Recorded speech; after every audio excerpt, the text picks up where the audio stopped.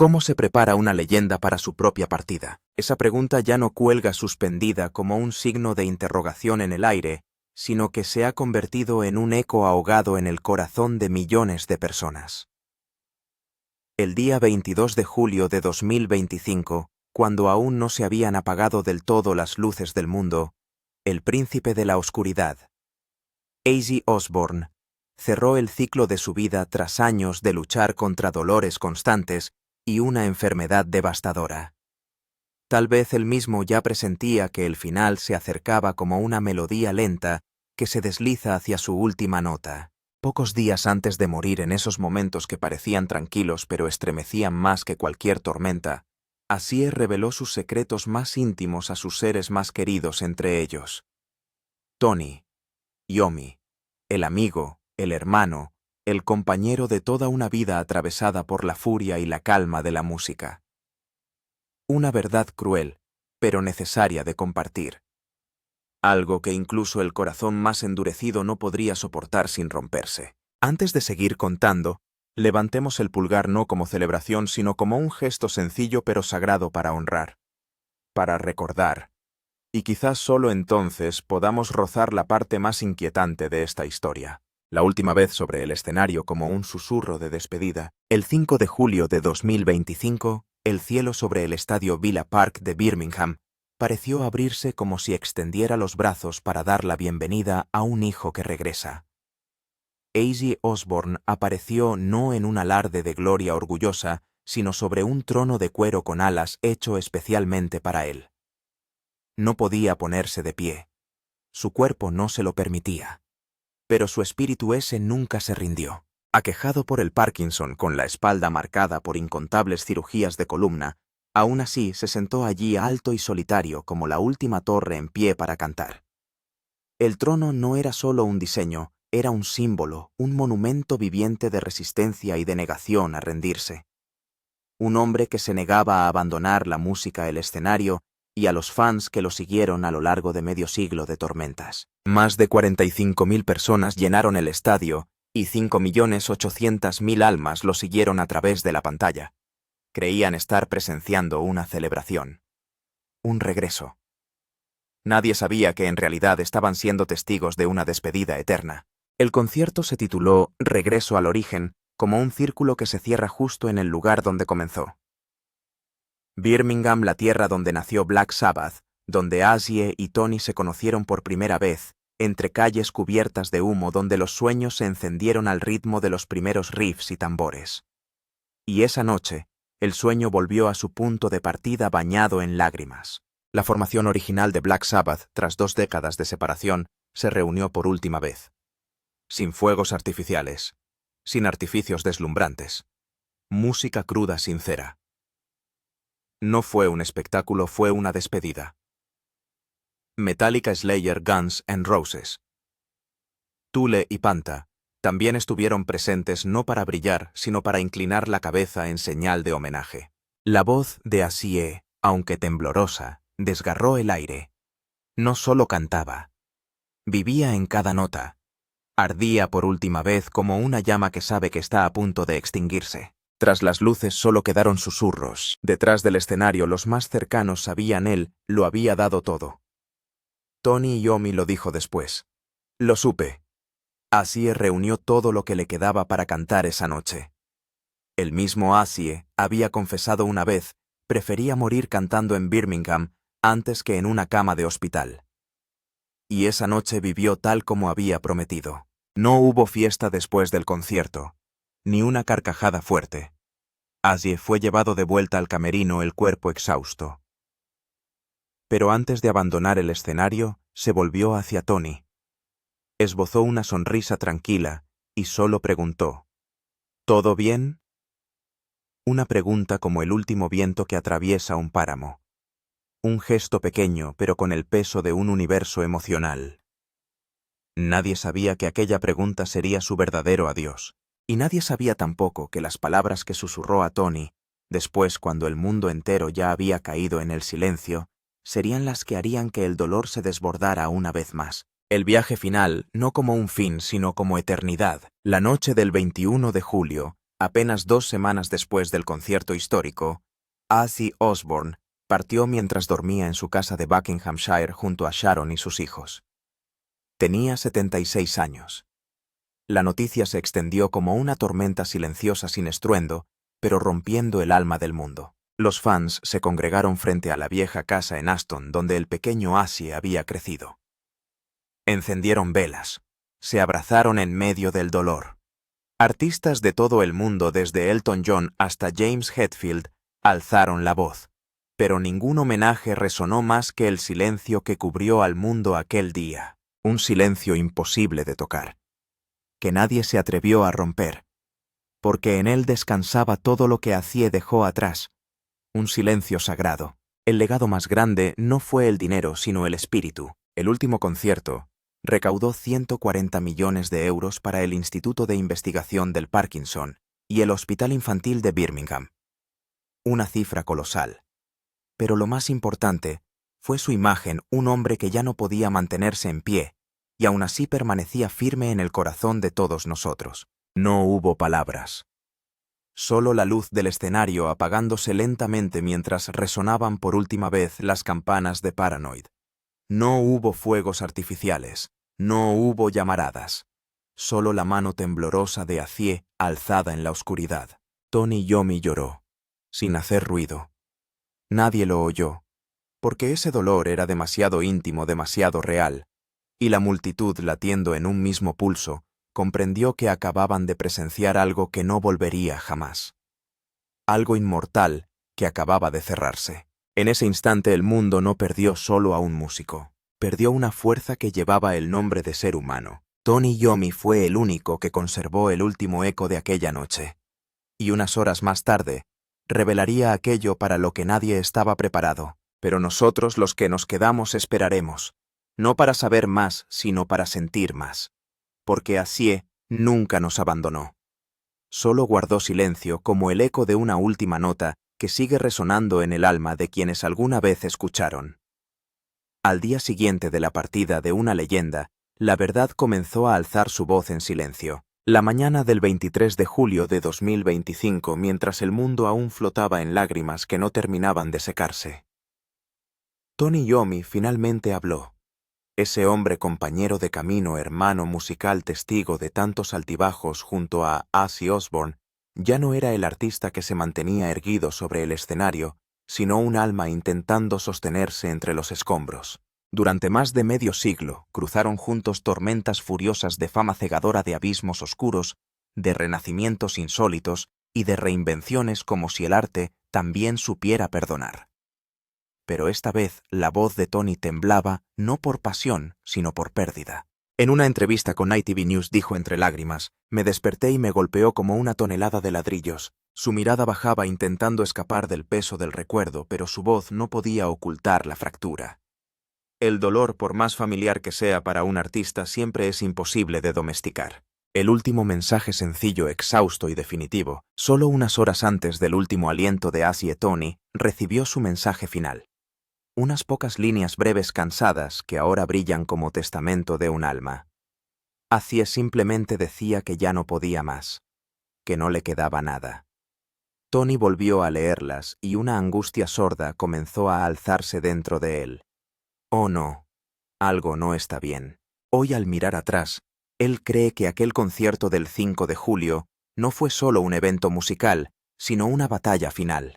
Una elección entre quedarse tendido o cantar una última vez. Las señales estaban ahí, pero ¿quién entre ellos quería creerlo? Tony describe a Ozzy durante los ensayos como una sombra, no el hombre encendido de otras épocas, sino una figura frágil, tensa, como un monje atravesando su propio calvario. Intentaron reducir el tiempo que pasaba en escena. Le dieron pausas entre canciones. Le permitieron sentarse en silencio, sonreír y mirar hacia el pasado como un viajero que sabe que está llegando al final del camino. Detrás del telón no hubo técnica ni sonido perfecto. Solo amor, homenaje y una despedida que se revelaba poco a poco como un ocaso inevitable. No lo dijo nunca, susurró Tony, pero podías sentirlo. Un deseo sencillo pero suficiente para estremecer al mundo. El momento más doloroso quizá fue cuando Tony compartió el último deseo de Ozzy, algo sin adornos, pero que conmovió hasta lo más hondo. Así le había susurrado semanas antes del concierto: no quería una gira de despedida. No quería un escenario grandioso. No necesitaba medallas. Solo una cosa: dar las gracias a sus fans en el lugar donde todo comenzó. Una sola noche en Birmingham. Ni más, ni menos. Y luego partir en silencio, como llegó a la música, con pasión, con sangre, con bondad. Quería irse haciendo lo que amaba en el lugar donde todo comenzó, dijo Tony. Y eso nada más era todo lo que Azie alguna vez deseó. Cuando esa verdad emergió, no lo hizo con estridencia. No fue un titular. Fue una marea silenciosa que arrasó a quienes lo conocían de verdad. Vieron por fin con claridad que aquel trono de cuero no era solo un símbolo. Era su lecho final, su púlpito, la mano que apretaba el instante último de vida. Una amistad más allá de la fama y de la música. Geyser, Bill y yo, dijo Tony con la voz rota, no perdimos solo a un compañero de banda. Perdimos una parte del alma. Para Tony, esa pérdida no fue solamente personal. Fue el derrumbe de un pilar. Porque Azie no solo cantaba las letras ásperas de Black Sabbath.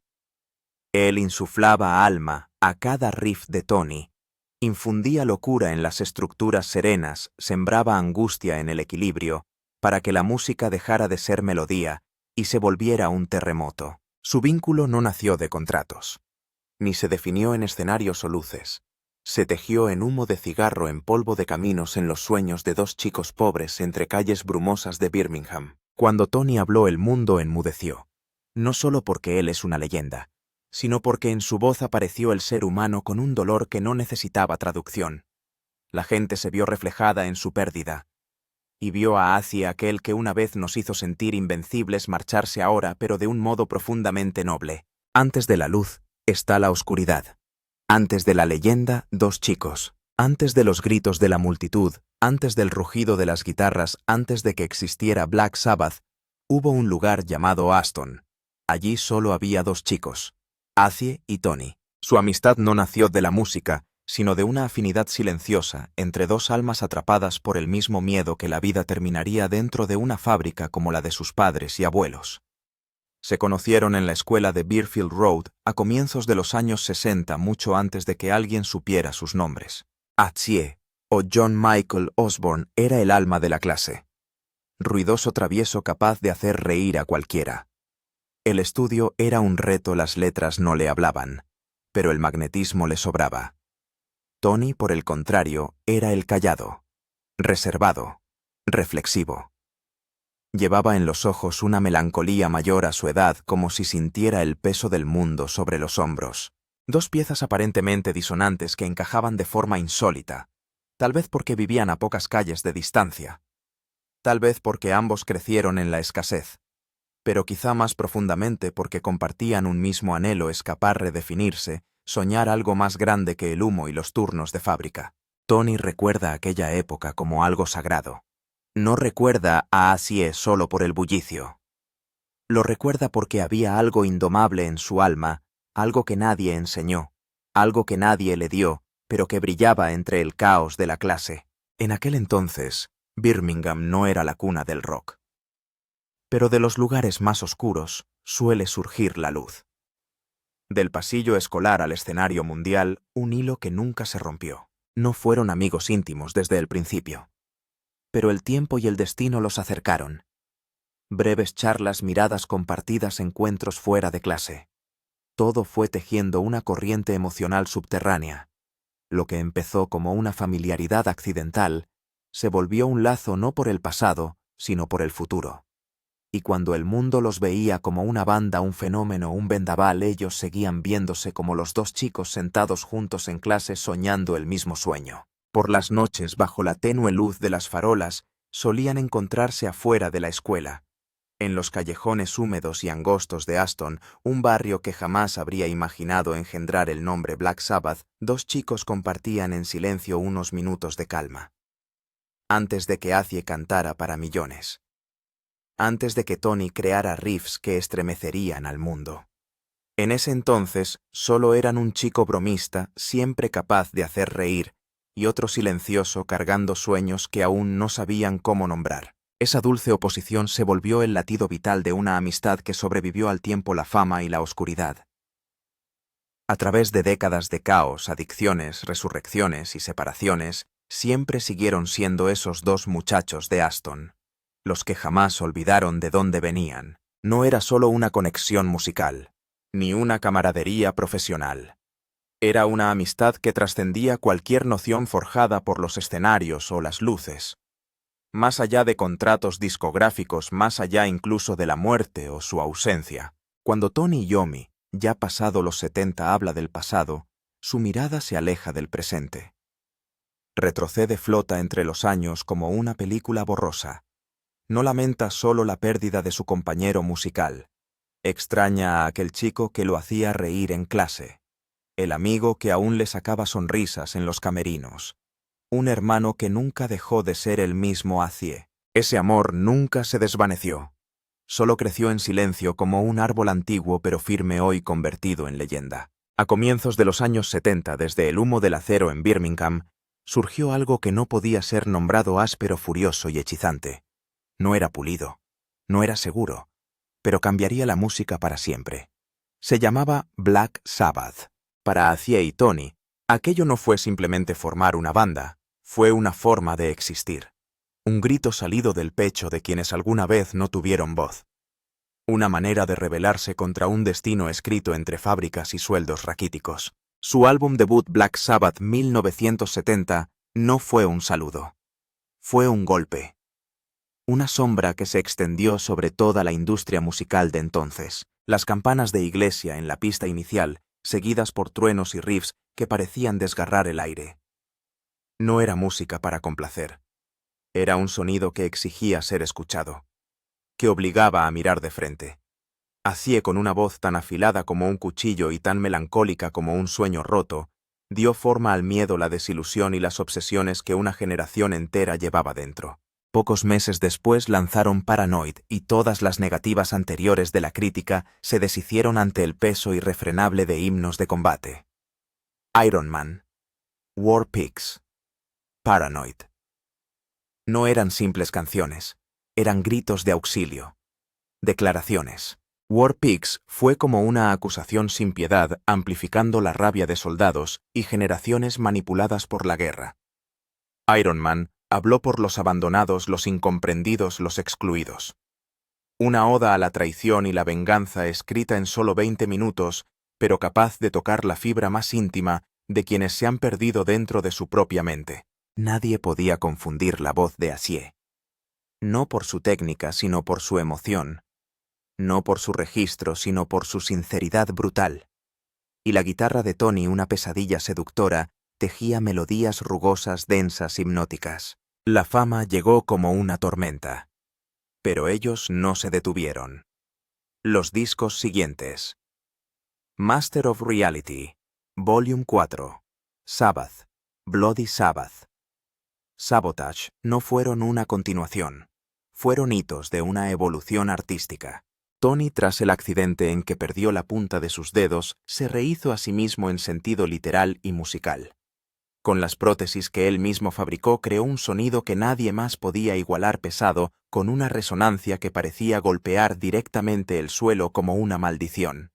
Una herida transformada en legado. Mientras tanto, Azie comenzó a explorar su interior, escribía sobre adicciones, sobre salud mental, sobre la desorientación bajo el brillo de la fama.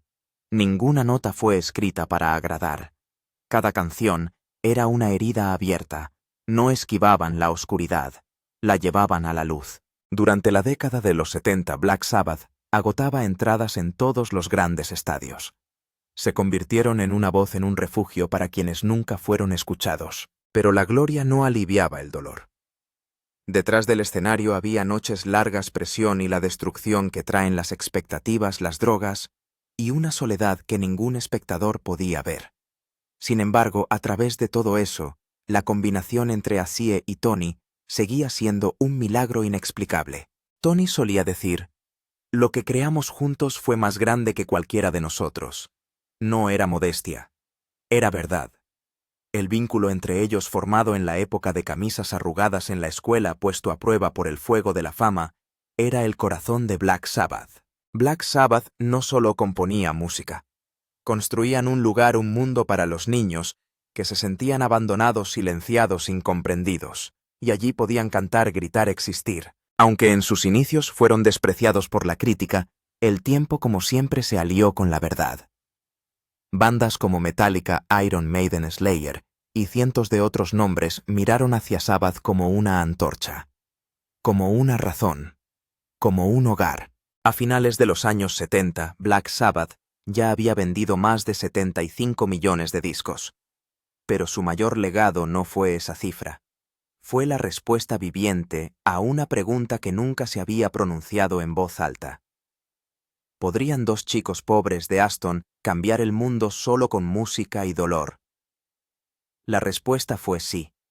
Pero no solo cambiaron la música.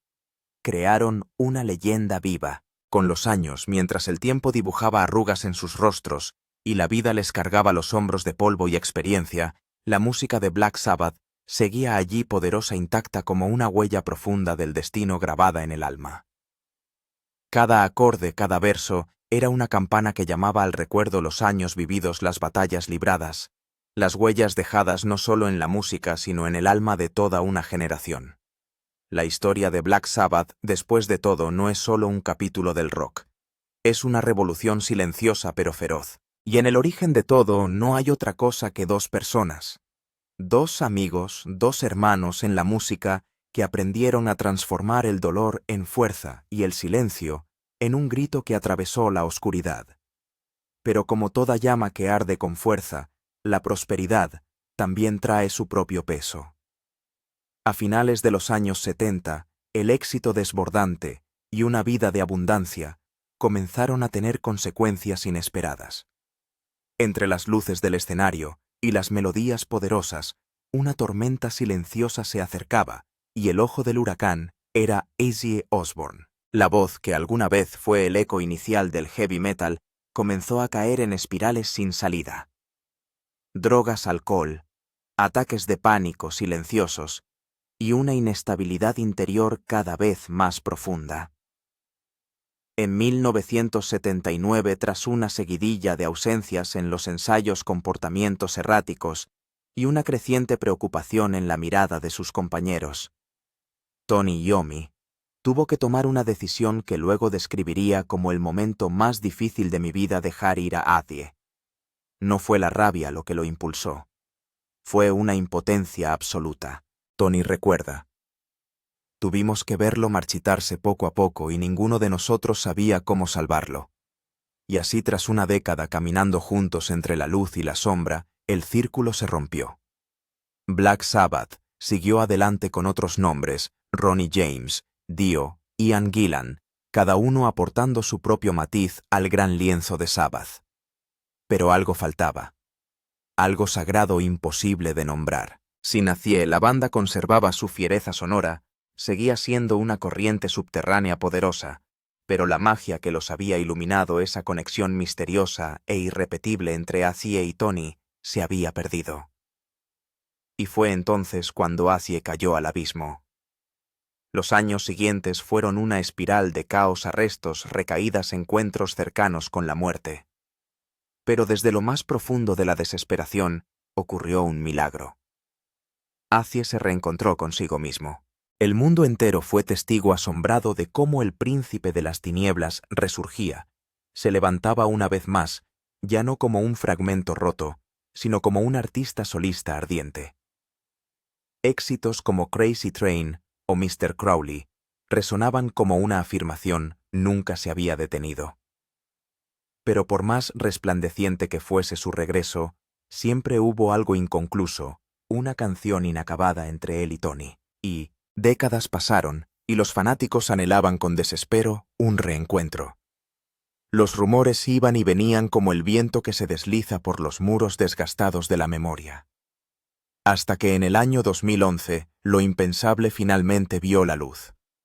Después de años de silencio, cuando Ozzy y Tony volvieron a sentarse juntos, el lazo que una vez fue cortado ardió de nuevo como si jamás se hubiera roto. Rieron, recordaron y juntos crearon música una vez más. Aquel reencuentro no fue simplemente un cierre, fue una resurrección. En el año 2013 nació el álbum 13, el primer disco de estudio con Azie tras más de 3 décadas y media. El álbum ascendió rápidamente al puesto número 1 en Reino Unido, en Estados Unidos y en muchos otros lugares. Pero no se trataba solo de una victoria en las listas de éxitos. Era una declaración orgullosa: el tiempo puede desgastar muchas cosas, pero no puede borrarlos. La edad puede ralentizar los pasos, pero no puede apagar el rugido que llevan dentro. Aunque el baterista Bill Ward estuvo ausente debido a disputas contractuales, el espíritu esencial de Black Sabbath, el alma que una vez tembló en cada nota, seguía presente intacto. Emprendieron la gira titulada The End. Un viaje que no atravesaba solo geografías, sino corazones heridas que aún dolían palabras que jamás se dijeron. Azie, más viejo pero firme. Tony, silencioso y resistente. Cada concierto fue un ritual. No para mostrar fuerza, sino para sanar. Tony dijo más tarde: hemos pasado por todo. Fama, ruina, adicciones, la cercanía de la muerte. Pero al estar junto a Azie sentí que volvía a casa. Ese sentimiento no fue solo suyo. Se transmitió a cada persona en la multitud. Se extendió en cada rasgueo de guitarra, en cada mirada compartida. Los fanáticos lo percibieron: algo sagrado había regresado. Esto no era una simple reunión, era una comunión de almas. En los últimos años juntos, algo se volvió más tierno, más sencillo, pero también más profundo que nunca antes. La música ya no buscaba reconocimiento, ya no necesitaba liderar. Solo necesitaba conectar. Recordar. Ser vivida como una historia contada. Ya no eran solo músicos. Eran narradores de vidas, de rupturas, de perdón y del camino para reencontrarse. Y aunque el tiempo se acortaba, aunque los cuerpos ya no eran los mismos, aún ardía en el escenario algo que ningún joven podría crear: el fuego de la supervivencia. El fuego de aquellos que han enfrentado la pérdida pero no se han rendido. Cuando se inclinaron para saludar por última vez, no fue el final de Black Sabbath. Fue el cierre de un capítulo sagrado, uno que defendieron con todo lo que tenían. Enfrentaron al demonio, y contra toda lógica vencieron. Para Tony, aquella victoria no fue solo una gloria. Fue la recuperación de lo más valioso. No solo recuperé a mi compañero de banda, recuperé a mi hermano. En un mundo donde las historias musicales suelen terminar en arrepentimiento, amargura y silencio, la suya es otra cosa. Una epopeya sobre la redención, sobre levantarse incluso desde las cenizas, sobre completar una canción aunque tome toda una vida. Y mucho antes de que Azie dijera su último adiós, el proceso de sanación ya había comenzado. Sobre el escenario, bajo una luz dorada tenue, junto a quien una vez tuvo que dejarle marchar, Ozzy Osbourne no solo recuperó su voz, recuperó su hogar. En los días posteriores a la muerte de Ozzy Osbourne, el mundo entero guardó un silencio abrumador de dolor. Las despedidas brotaron del corazón de quienes hacen música, de las almas que fueron tocadas por esa voz, por la luz y la oscuridad que él llevaba en cada nota. Pero entre todas esas emociones se alzó una voz con un peso inigualable, la de Tony Iommi. Para Tony, aquella partida no fue solo la pérdida de un compañero de escenario. Fue el final de un lazo que duró toda una vida, una hermandad forjada en el caos, en noches interminables, de música de caídas y renacimientos compartidos. Cuando le preguntaron por Azie, Tony no dudó. Nunca habrá otro Azie. Solo 7 palabras, pero en ellas cabía todo el dolor, el respeto y la convicción inquebrantable de que el mundo había perdido algo irreemplazable. No lo decía una leyenda hablando de otra. Lo decía un amigo recordando los días que pasaron juntos, los momentos sin luces, sin cámaras, sin audiencia, memorias que ya solo viven en su corazón. Tony recordaba la primera risa, las bromas absurdas en los camerinos, las muecas que Azie hacía en medio de un concierto y cómo lograba disipar toda tensión con una simple frase oportuna. Esos instantes no se ensayaban. Fluían tan naturales como él mismo, con ese espíritu australiano, feroz, áspero, impredecible, pero siempre brillando con una luz extraña que ninguna oscuridad logró apagar. Nadie se ponía serio en medio de una canción, contó Tony con una leve sonrisa atravesando su voz rasposa. Y yo simplemente me quedaba en silencio. Ese era parte del don que él tenía a hacer que hasta la seriedad se volviera cercana, comprensible, humana.